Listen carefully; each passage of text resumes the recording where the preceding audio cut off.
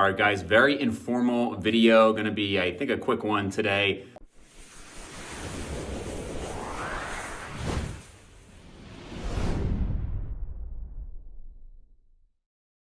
This video stems from the podcast I did recently with Steve Hall. If you watched it, you might have noticed a segment there where he was talking about what he eats all day, and he mentioned this Ninja Creami that I have never heard of. And he was shocked that I had never heard of it. So I looked into it. Apparently it's been around for a few years and I just wasn't paying attention. And so I have seen people talk about this more and more. I thought this thing has to be overhyped. I talked to Steve about it. I'm like, I'm making my own protein ice cream that I've been making for years. And if you're interested in seeing that recipe, I will post a link I made back in 2020, basically saying how I've been making this for a long time, well before Greg Doucette popularized it or anything like that. And basically it's like a banana protein fluff. It's very creamy. And so anyway, Steve and many other people said, no, it's gonna be very different.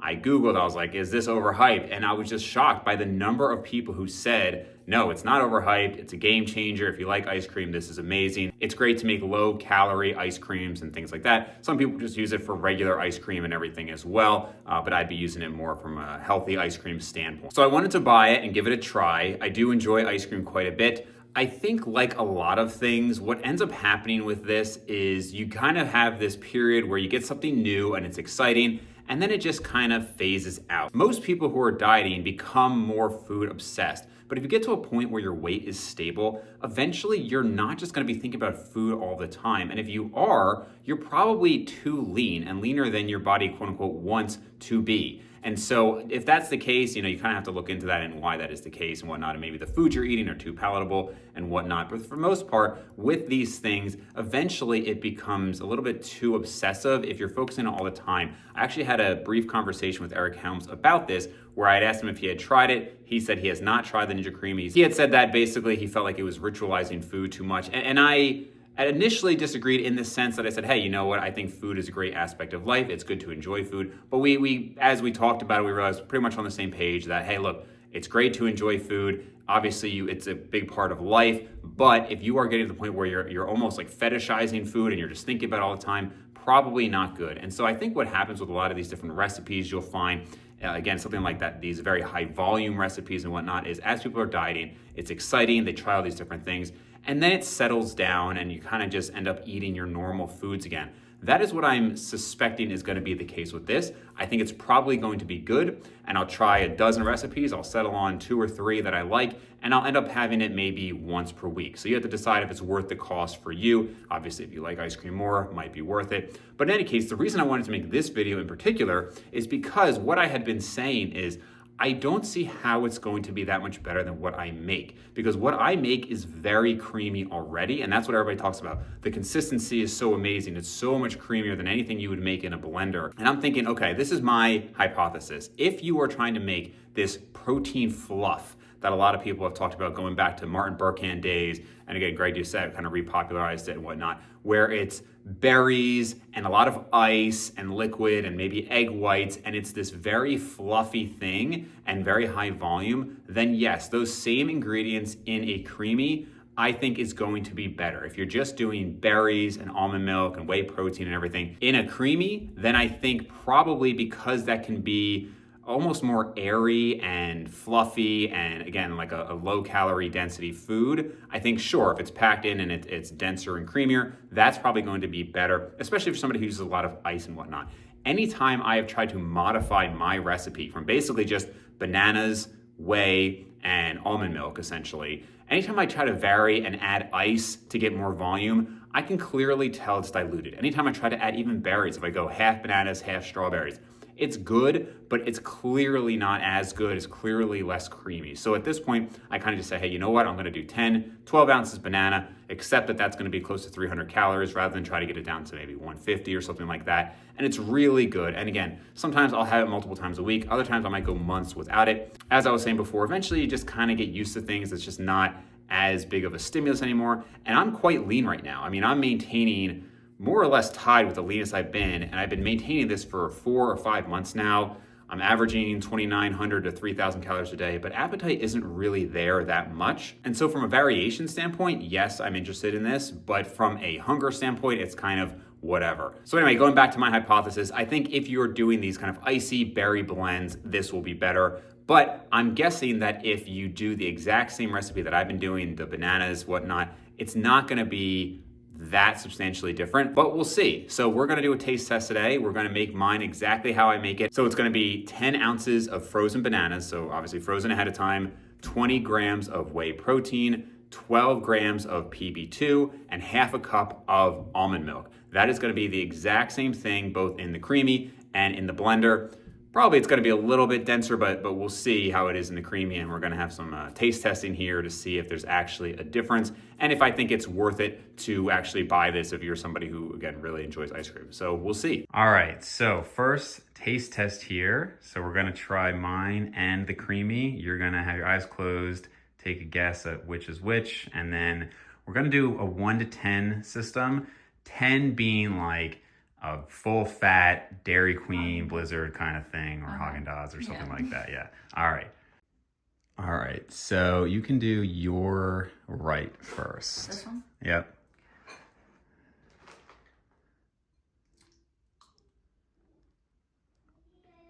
So, and I should say the recipe first. So this is just banana, almond milk, vanilla, whey protein, and PB2. So it's not super sweetened or anything. And just for the people listening, a lot of times I would add like a sugar-free syrup or honey, peanut butter, things like that.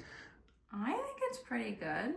All right, so I don't even know if you like banana, actually. I probably should ask. I do. Flavor and everything, I would say like 7 out of 10. Okay.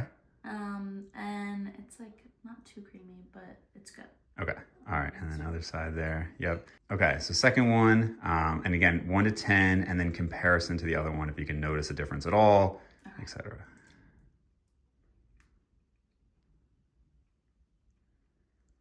I think this one's better. Okay. Can I have my eyes? Yeah. Definitely creamier and like more ice cream consistency. I feel like they taste relatively the same, but this one's like a little bit better in taste. Really? Okay. So that one was better in taste, but overall, you still liked that one more? This one just feels like more like ice cream. Okay. So 1 to 10 overall on that second one. 8 out of 10. Okay. The first one was a 7? Yeah. Okay. All right. Well, yes, that was the creamy. So my hypothesis that they're not going to be that different is wrong so far. And honestly, I will say, like, now, like, seeing the consistency, like, yeah, that's very clearly, it's just more ice cream. Really different there. All right, so just a little taste test there. So tester number 1, I think she said 7 or 7.5 for the one that I made, and then an 8 for the creamy, but then also said that the taste was better with the one I made. Could be maybe a consistency as far as the ingredients getting fully mixed, although I mixed both quite a bit. But overall, she said that the cream was a little bit better. I tasted them myself, and I will say that overall, probably a little bit better with the creamy, but I have to say, I think my hypothesis there was still correct in that the taste was almost identical. The creamy for sure was creamier and more like an ice cream rather than like a thick fluff. But again, that could be just your preference in terms of what you enjoy. I mentioned that we were going to do a taste test with somebody else, and they got a little occupied, but later I let them try it, and they actually said that they preferred mine a little bit better. Now again, they might have gotten like a little bit of a chunk of the banana in the creamy. That is one other thing I was going to comment on, is that with the creamy, now, I mean, I guess even with the way I do it, you have to blend quite a bit. You're kind of pushing down, blending more. With the creamy, you have to do it, then do a respin. And with some of these less dense ones, these lower calorie ones, they can get kind of icy and you have to do it multiple times. And so that is one of the things, maybe the taste tester number 2 ended up getting a little bit of an ice chunk, but she had mentioned that she actually preferred mine. Funny enough, after we had done the taste testing, I then added nuts and honey to this. And to me, I would say, you know, mine I thought was probably like a 7.5 with the creamy 7.5, 8, pretty similar. When I added the nuts and the honey, to me, that was like a 9. Very, very good. When the first person who tested it, when she had tried it with the nuts and honey, she actually said she preferred it without any of the additions or the mix-ins. So again, it's just gonna go to preference there. But like I said, I don't think it was dramatically different in terms of taste, and I think my suspicion that it might have been overhyped in that sense was correct. What I will say is we didn't end up doing the one with the berries. I plan to, I just don't want any more food right now. So maybe I'll take a break from the video here, come back, and we'll do the berry one as a taste test. I think that one will be more different. but we'll see how that one goes. All right, guys, so I actually did end up later on going back and making some different recipes. This was the more berry-based one that I had mentioned. I don't think it really warrants an entire other video, but I will put my conclusions about these other recipes at the end of this video. A couple other quick points. I had seen people mention that it was incredibly loud. I mean, people were talking about putting in like ear protection on and things like that. I don't know if this is just because this is a newer one than from a couple of years ago, but based on what everybody was saying, it was not remotely as loud as I was expecting. I would say if you've ever blended ice, it's significantly less loud than that, so I wouldn't say that that's a concern at all. The other thing is a lot of these recipes that you see, they have sugar-free puddings and xanthan gum, and obviously those were not in this one, but I did try a couple with those in it, and the first one was just like almond milk, a little bit of the sugar-free pudding, whey protein, which I think I just had too much of that taste, and it was kind of underwhelming. That's the first one I had posted on my story. The second one, I had done cocoa powder, some chocolate mint flavoring. I nixed the whey protein, and I added a banana for thickness. Much better. First one was honestly maybe like a 5.5, maybe a 6, but I would say probably more like a 5.5. The second one, legit like a 7, and if you like chocolate, maybe it would be a little bit more than that. I'm not like a huge chocolate person. So for sure, there are ways that you can improve upon what I made. This was just like the first or second thing I had put together. So I'm sure there's ways you could improve it. But again,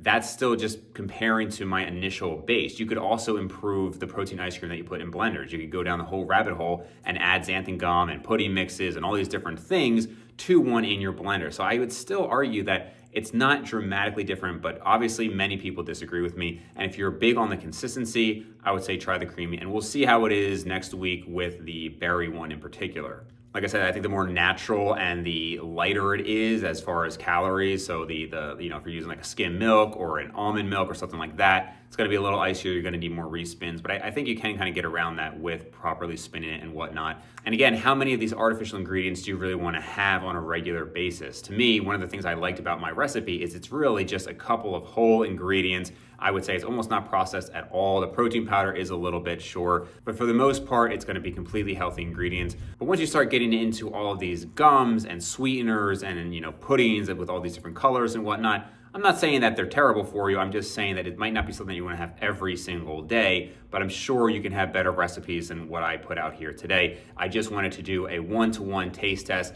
just with the blender versus the creamy. So I'll come back either in this video later, or I'll decide if I want to pause this or if I just want to release this as is. But I'll come back and I'll do another 1 or 2 recipes. But like I said, I think it's fun. I think it's cool to say, hey, we can add this, and it makes it very easy rather than having to get like one of those churn ice cream makers. Somebody bought me one of these like a couple years ago. I haven't even taken it out of the box, and I just don't want to do that. This is pretty easy to use. So would I recommend it? I'd say if you like ice cream and you don't mind paying $200 or so for the ice cream maker, I think it's pretty cool. I think you can certainly get creative with it. And we're gonna try out a few of these different recipes where you're looking at, literally 3+ cups of ice cream for 250 to 400 calories. That's pretty legit. So anyway, guys, I just want to make this comparison after the discussion with Steve Hall. Thank you, Steve Hall, for bringing this to my attention and taking up many hours of my life now. So, all right, guys, I will see you next time. If there's any particular thing that you want to see me test out or any recipes, let me know down below. All right, so like I mentioned, we did do some other recipes. Actually, at the time of this recording, I gotta say I've taken a liking to it, in part because it's just something very different. And obviously the diet can be kind of stale at times when you're eating the same thing over and over. So it's just fun to make some different recipes. And as I predicted, I've kind of settled into a few key recipes that I'm enjoying, 3 or 4 of them. This one that you're seeing here was a berry-based one.